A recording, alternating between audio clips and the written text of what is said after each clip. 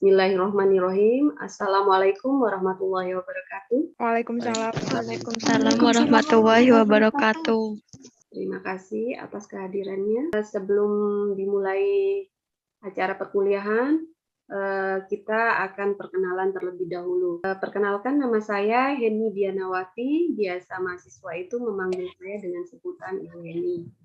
Nah, latar belakang pendidikan saya, S1 dan S2 saya jurusan budidaya pertanian di Universitas Jember.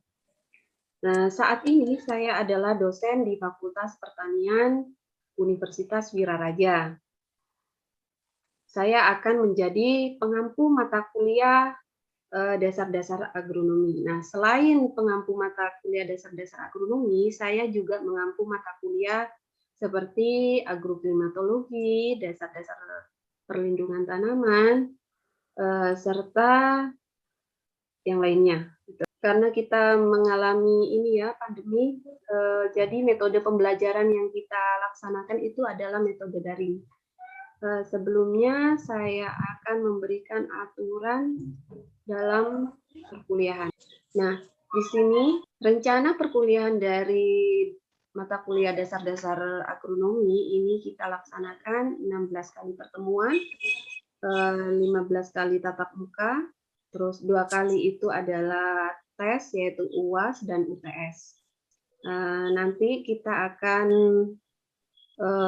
menggunakan Zoom Meeting atau Google Meet, termasuk di dalamnya WA Group sebelumnya.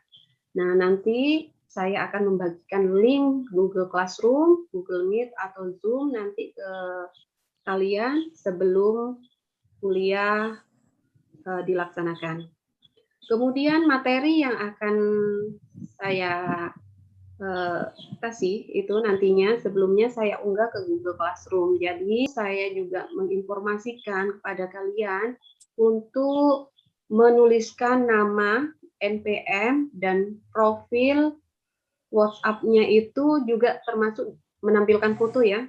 Jadi WA grupnya itu harus ada foto, ada nama, dan NPM. Saya berharap dengan adanya fasilitas perangkat pembelajaran ini, mahasiswa itu memanfaatkannya dengan sebaik-baiknya.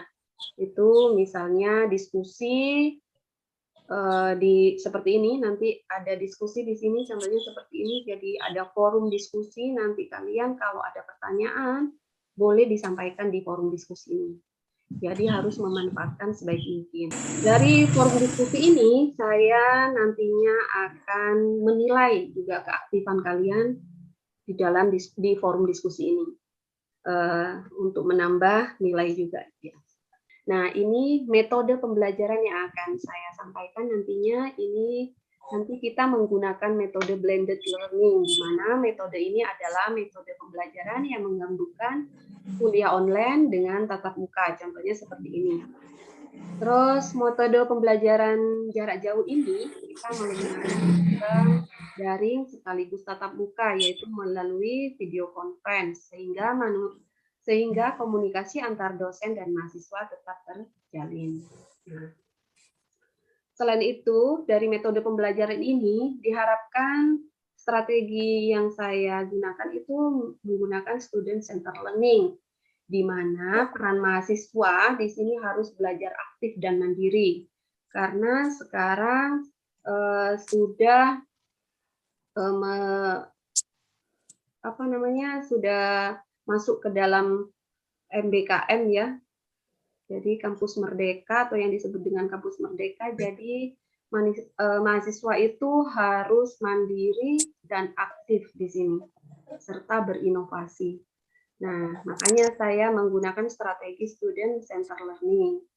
Komunikasi dalam perkuliahan ini juga tidak berlangsung satu arah. Jadi ada pertanyaan antara mahasiswa dan dosen. Misalnya diskusi nantinya. Terus sedangkan dosen di sini dengan memberi kuliah itu harus dengan jelas dan efektif. Nah, ini rencana pembelajaran semester yang dasar-dasar agronomi yang akan kita laksanakan. Kode mata kuliah dari dasar-dasar agronomi ini adalah AGB 2304. AGB di sini adalah agribisnis. SKS dari dasar-dasar agronomi ini terdiri dari 3 SKS yang terdiri dari 2 SKS teori dan 1 SKS praktikum. Nah, ini deskripsi singkat tentang dasar-dasar agronomi. Perkuliahan dasar-dasar agronomi ini ditujukan untuk memberikan bekal kepada mahasiswa agar memiliki kemampuan dan menguasai konsep dan teori teknologi di bidang pertanian dan budidaya tanaman berbasis komoditas secara mandiri maupun bekerjasama dan memiliki kepedulian terhadap masyarakat dan lingkungan. Jadi mahasiswa di sini sudah tahu, maksudnya di sini menguasai konsep dari budidaya tanaman seperti membantu petani nantinya kalau ada permasalahan di lapangan. Terus yang kedua, mahasiswa mampu menganalisis, menginterpretasi, merancang, dan mengembangkan teknologi yang efisien, tepat guna, yang bermanfaat bagi masyarakat dalam peningkatan produksi pertanian sesuai dengan kaidah pertanian berkelanjutan. Nah, dari gambar ini sudah terlihat jelas. Apa gambar di sini? Gambar ini adalah pertaniannya. Lahan pertanian. Nah, di mana lahan pertanian itu ada tanaman, ada petani, ada lahan. Nah, ini intinya di sana. Mungkin sampai di sini ada pertanyaan? Ya, Ibu. Jadi, apa saja, Ibu, cangkupan dari ilmu agronomi ini, Bu? Oke. Nanti pasti akan terjawab nantinya. Ini step dulu, ya. Nanti ada cakupan apa. Nah, sedikit banyak ini tentang pertanian di sini ya. Apa nanti ada lahan, ada tanaman, dan juga ada lingkungan nantinya. Nah, ini capaian pembelajaran dari dasar-dasar agronomi. Nah, di sini mahasiswa dengan adanya capaian pembelajaran ini, nantinya mahasiswa mampu mengidentifikasi permasalahan dan memberikan solusi melalui penerapan teknologi tepat guna di bidang pertanian. Jadi nanti ada pertanyaan dari Pak Tani misalnya, nanti kalian bisa mengidentifikasi dulu masalahnya seperti apa, kemudian kalian bisa memberikan solusi. Serta juga bisa menerapkan teknologi tepat guna di bidang pertanian. Nah, yang kedua di sini mampu menganalisis, merancang, dan menemukan solusi untuk pemecahan masalah di bidang pertanian. Nah, ini capaian pembelajaran dari yang kedua. Jadi, mahasiswa itu harus sudah bisa menganalisis, merancang, dan menemukan solusinya. Oh, contoh, kenapa ini Pak Tani misalnya, petani itu terkendala masalah air, karena di sini kan lahannya lahan kering. Apa solusinya? Nah, itu kalian sudah bisa. Sekarang kan sudah ada teknologi baru. Terus yang ketiga, capaian pembelajaran yang ketiga itu adalah menguasai konsep dan teori budidaya tanaman yang berbasis komoditas, serta teknologi di bidang pertanian. Ini paham ya, sudah nanti akan dipelajari tentang teknik dari budidaya pertanian, entah itu yang berbasis komoditas. Misalnya tanaman semusim, tanaman pangan, tanaman perkebunan. Ini nanti beda. Capaian yang keempat yaitu mampu menganalisis, menginterpretasi, menentukan alternatif, solusi untuk meningkatkan produksi pertanian. Nah, di sini mahasiswa itu memberikan solusi bagaimana untuk meningkatkan produksi pertanian yang optimal. Capaian pembelajaran yang kelima ini mampu merancang dan mengembangkan teknologi yang efisien, tepat guna, dan bermanfaat bagi masyarakat untuk peningkatan produksi pertanian. Nah, contohnya sekarang kan sudah modern ya, sudah penggunaan pengolahan tanah. Itu dulunya menggunakan sapi atau kerbau, sekarang sudah menggunakan traktor. Gitu. Ini sudah ada pengembangan teknologi, contohnya seperti itu. Terus yang keenam itu mampu melaksanakan perencanaan teknologi peningkatan produksi pertanian sesuai dengan kaidah pertanian yang berkelanjutan.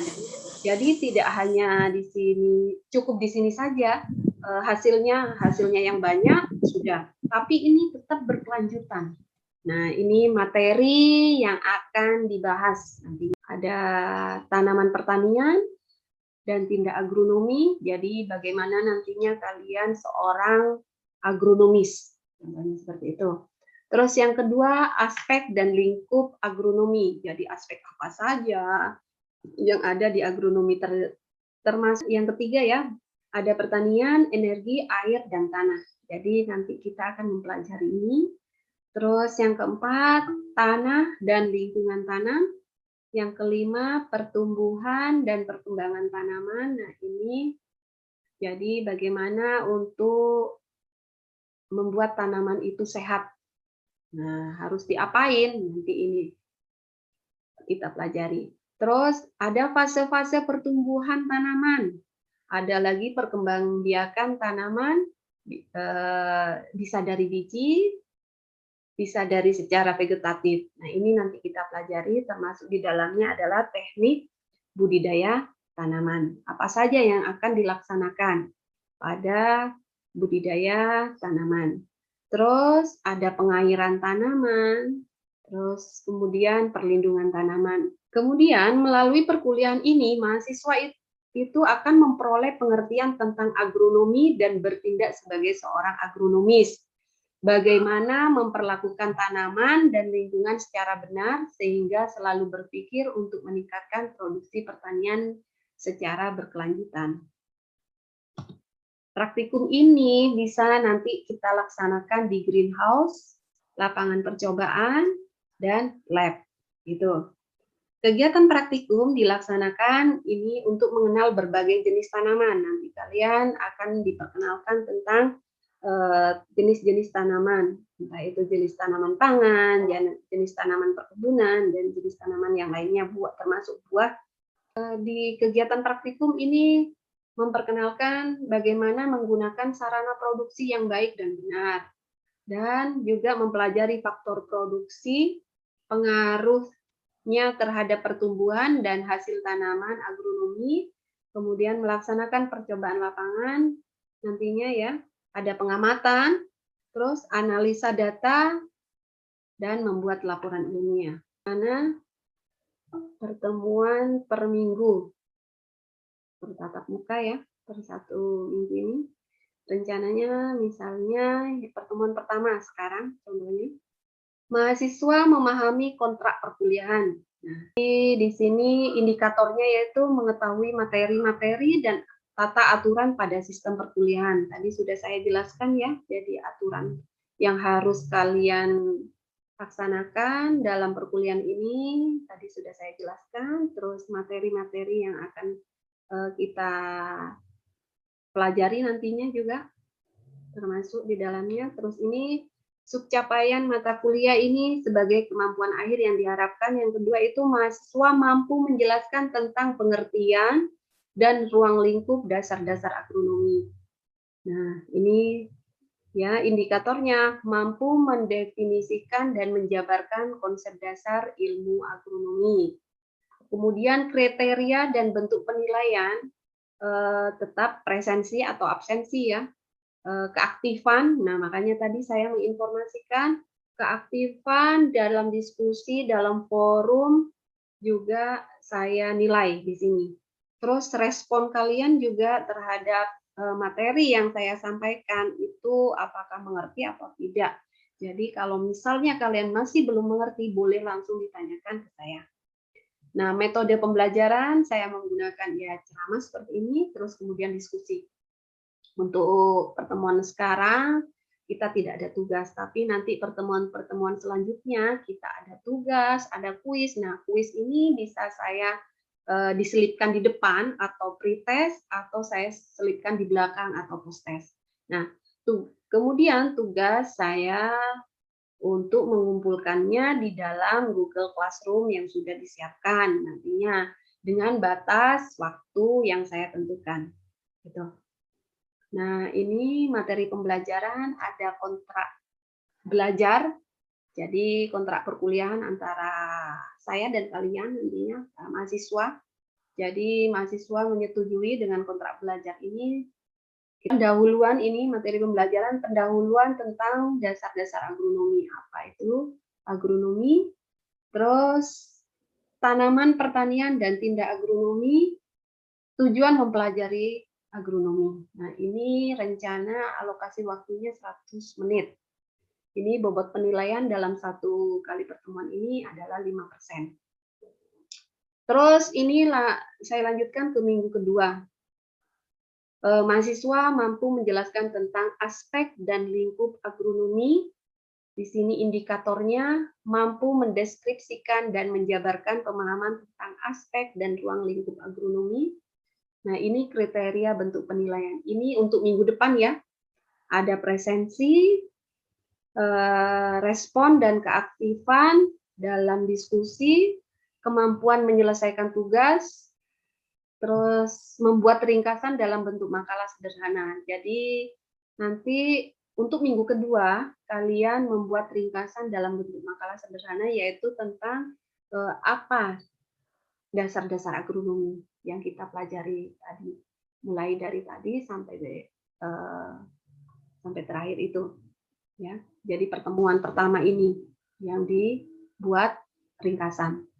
Terus metode pembelajaran tetap ceramah, ada diskusi, ada tugas. Nah, ini materi pembelajaran, ada aspek agronomi dan lingkup agronomi.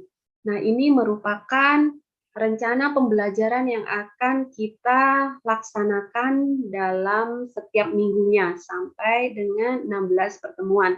Nah, pada pertemuan ke-8 nanti kita akan melaksanakan UTS. Jadi saya pengen mengetahui apa yang kalian dapat dari pertemuan 1 sampai pertemuan ke-7. Terus saya lanjutkan, ini pertemuan yang akan kita laksanakan nantinya. Terus di sini terakhir itu pertemuan ke-16 rencananya ini ada UAS. Jadi kemampuan kalian mengikuti mata kuliah dasar-dasar agronomi. Ini referensi pustaka, ada pengantar agronomi, terus dasar-dasar agronomi, ada agronomi umum, ada dasar-dasar agronomi, Fakultas Pertanian Universitas Brawijaya Malang. Evaluasi akhir ini penilaian individu 30%, UAS itu 30, UTS 30%, UAS 35%, untuk penilaian praktikum ini 30%, absensi 5%. Ya, ini ada standar konversi nilainya juga. Saya Bu mau nanya, bagaimana hubungan atau peran agronomi di bidang agribisnis? Kalau agribisnis ini sesuai dengan jurusan kalian itu, jadi setelah hasil produksinya yang optimal itu dilanjutkan ke bidang agribisnis. Ini kalau agronomi sendiri itu adalah ilmu pertanian yang lebih memfokuskan pada teknik budidaya tanaman supaya mendapatkan hasil produksi yang optimal. Nah, kemudian hasil dari produksi yang optimal itu selanjutnya di bidang agribisnis lah yang bertugas untuk mendapatkan keuntungan yang optimal. Inti dari agribisnis itu adalah berorientasi pada profit, jadi keuntungan yang diperoleh. Jadi, agribisnis sendiri itu tidak hanya pada produk hasil pertanian saja, tapi juga usaha penyedia input, misalnya seperti alat-alat pertanian, pupuk, dan bibit. Berarti itu agronomi teknik, bagaimana teknik supaya nanti lebih hasilnya efisien, efektif ya Bu? Ya, hasilnya yang optimal untuk mendapatkan hasil yang optimal. Jadi teknik berbudidaya, misalnya kita contohkan jagung ya. Jagung kita diberikan teknik budidaya, pengolahannya bagus, terus pemupukannya bagus, dilindungi, hasilnya itu dilanjutkan ke profit. Nah, itu yang agribisnis contohnya seperti itu. Ya. Terus efisien untuk penggunaan alat-alat pertanian juga itu kaitannya ke agribisnis. Nah, agronomi ini berasal dari bahasa Yunani, ada kata agrus dan nomos. Agrus di sini adalah lapangan produksi.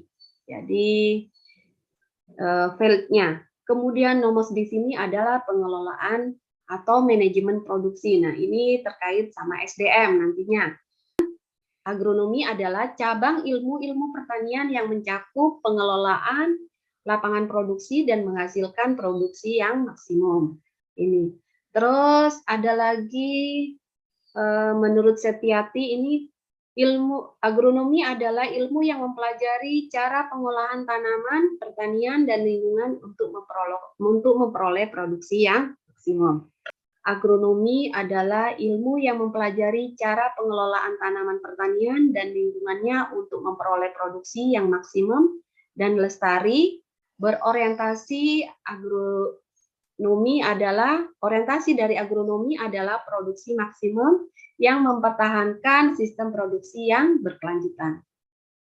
Nah, ini dari pengertian di atas mengandung 3 faktor, yaitu lapangan produksi.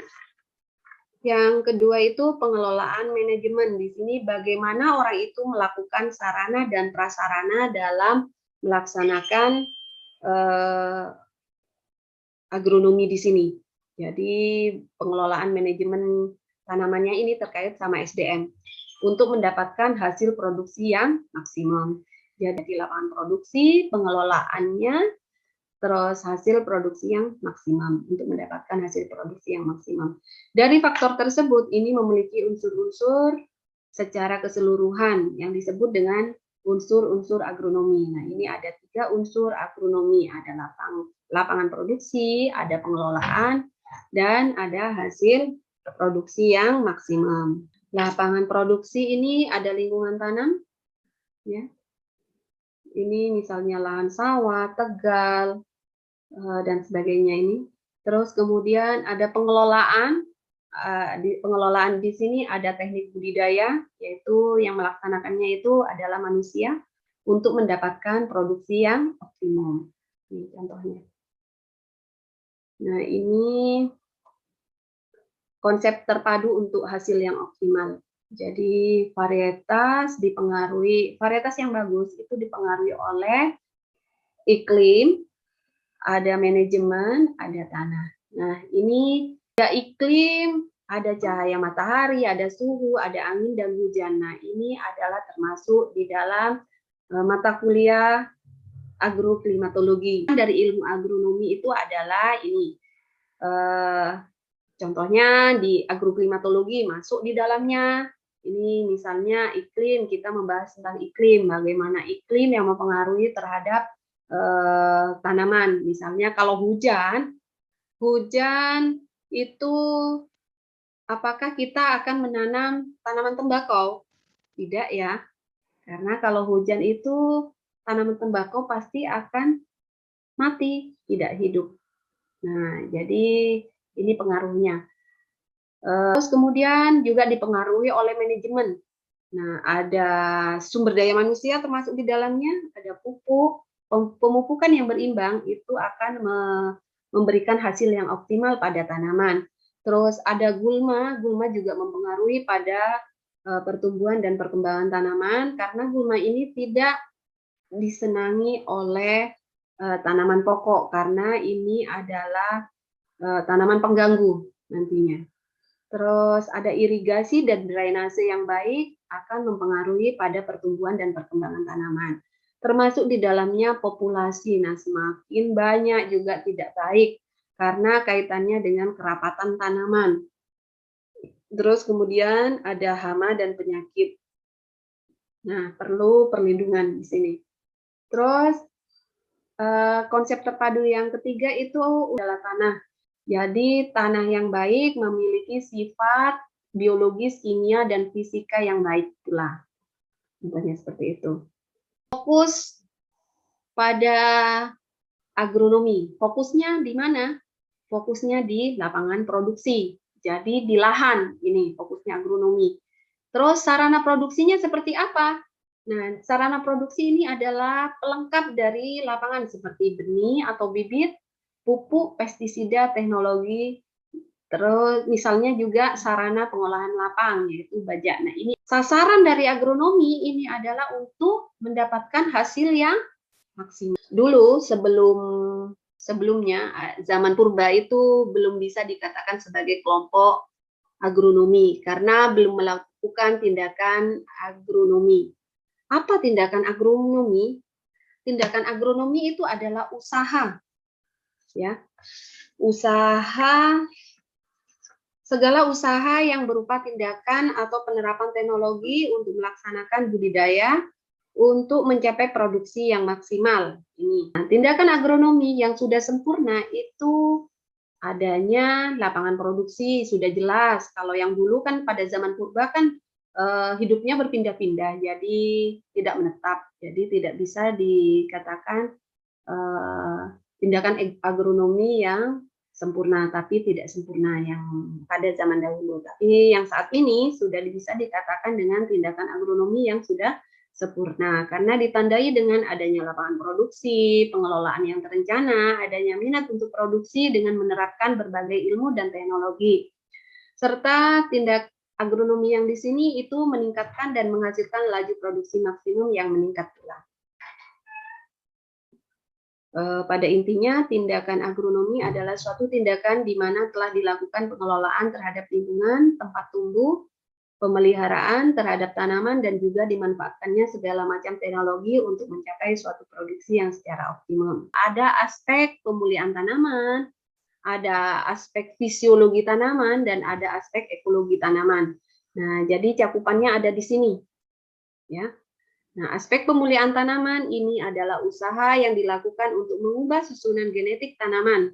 Di sini untuk memperbaiki tanaman itu. Jadi itu tentang pemulihan tanaman. Contohnya ini hasil dari pemulihan tanaman yaitu tanaman transgenik. Ini contohnya ini padi golden rice yang berasal dari gen tumbuhan yang diberi bakteri ini yang disisipkan ke dalam kromosom padi. Nah, ini hasilnya. Terus ada tomat flavor saver ini dihasilkan oleh infeksi dari kombinasi bakteri. Ini hasil dari pemulihan tanaman ya untuk ini.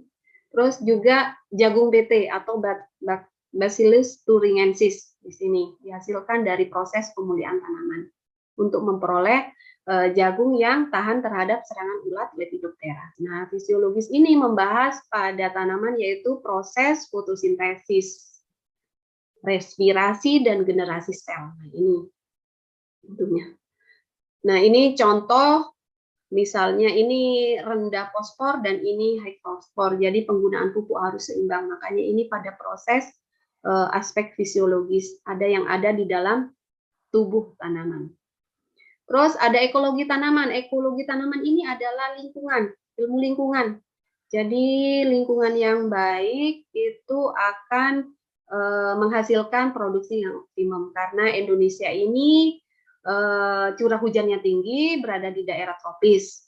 Terus iklimnya ada dua musim, yaitu musim hujan dan musim kemarau. Kemudian iklim musim ini bergantian setiap 6 bulan sekali. Terus tanahnya, ini jenis tanahnya ada andosol, aluvial, litosol, dan mediteran atau tanah kapur. Nah, ini teknik budidaya dalam ruang lingkup agronomi, ada pengolahan tanah, ada pemakaian bibit unggul, penanaman, pemupukan, pengairan, pemberantasan hama dan penyakit, dan termasuk di dalamnya gulma. Terus penanganan pasca panen termasuk di dalamnya yaitu teknik budidaya tanaman. Nah, ini teknik budidaya dalam mengolah tanaman, dalam pengolahan tanah. Ini contoh daerah yang berbukit dan miring perlu dilakukan terasering. Kalau datar itu bisa menggunakan mulsa di sini ya, dan diolah tanahnya. Contohnya seperti ini. Ini pengolahan tanah, contohnya menggunakan yang dulu, tapi masih ada ya, masih tradisional petani kita menggunakan kerbau atau sapi untuk membajak, terus sekarang sudah ada teknologi baru yaitu menggunakan traktor. Nah,